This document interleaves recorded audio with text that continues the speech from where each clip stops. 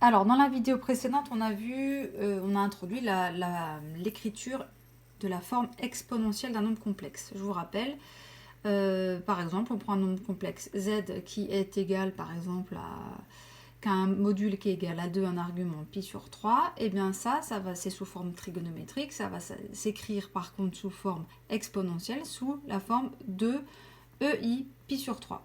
Puisqu'on avait dit EIθ de manière générale, c'est tout simplement cos θ plus I sinus θ. Voilà. Si on ne sait plus ce que c'est que EIθ, c'est rien d'autre que ça. Alors, un exercice d'application qu'on va faire maintenant, c'est, je vais vous donner un nombre complexe z, je vais l'appeler Z1, qui s'écrit sous la forme 5i. Donc là, c'est la forme algébrique. Alors l'idée, c'est qu'on aimerait bien savoir comment on va l'écrire sous forme exponentielle, c'est-à-dire on aimerait bien l'avoir sous la forme R ou module de Z fois EIθ.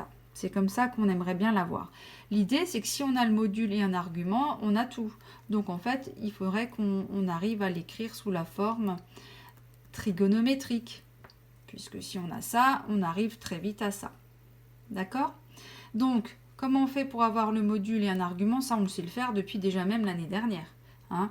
Le module de z, qu'on note parfois r, c'est a carré plus b carré, je prends la racine carrée. On a dit c'est le théorème de Pythagore qu'il y a derrière. Et le θ qui est aussi l'argument de z. Pour l'avoir, on se souvient qu'il faut qu'on a besoin de deux choses, du cos θ et du sinus θ.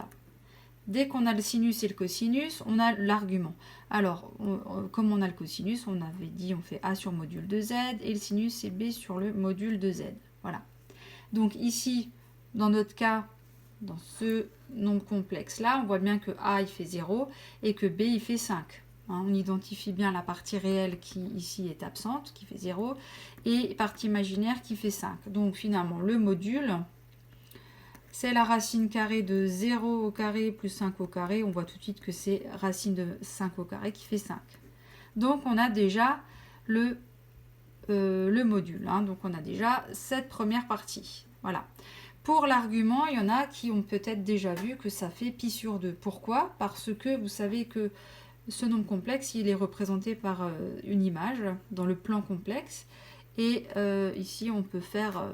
on a tout de suite en tête l'idée du nombre complexe, de l'image de ce point. Ben, en fait, ici, il va être tout simplement là.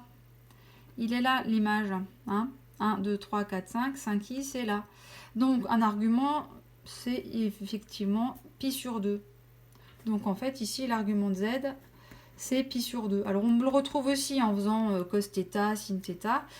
Mais là, on peut l'avoir directement, comme c'est un cas assez simple. On voit que c'est pi sur 2. Donc, finalement, on peut avoir notre forme exponentielle, puisque ça s'appelle comme ça.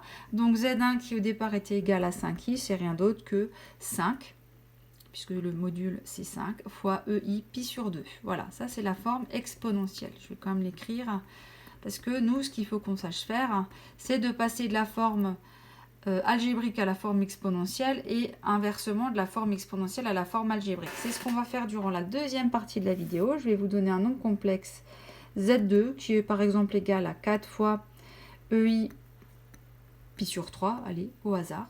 Voilà. Et bien du coup, on aimerait bien l'avoir sous la forme à la fin algébrique, c'est-à-dire A plus B fois I. Bon. Comment on fait? Eh bien, on n'oublie pas. On n'oublie pas ce que j'ai bien entouré là. C'est ça la chose à laquelle il faut se référer. C'est que EIθ, c'est rien d'autre que cos θ plus I sinus θ. Donc ici, il suffit de connaître le cosinus et le sinus de l'argument. Et ça aussi, c'est quelque chose qu'on sait faire depuis l'année dernière.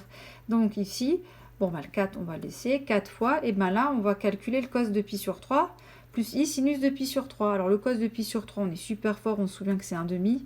Et le sinus, I racine de 3... Hein, voilà, le sinus c'est racine de 3 sur 2, donc là on a ça. On se souvient de ça à l'aide du cercle trigonométrique qu'on a bien manipulé. Donc on aura cette valeur-là. Ce calcul-là, on va distribuer. Hein, 4 fois 1 demi, ben on va simplifier, ça fait 2. Et ici on aura plus I fois 2 racine de 3, ou 2 racines de 3i. Souvent on l'écrit plutôt comme ça. Et voilà, donc on est passé de la forme cette fois-ci exponentielle à la forme algébrique. Voilà, donc finalement, tout est basé sur l'unique propriété qui est là, qui est finalement une notation. Hein, voilà. Alors là, on sait tout sur cette forme exponentielle. Voilà.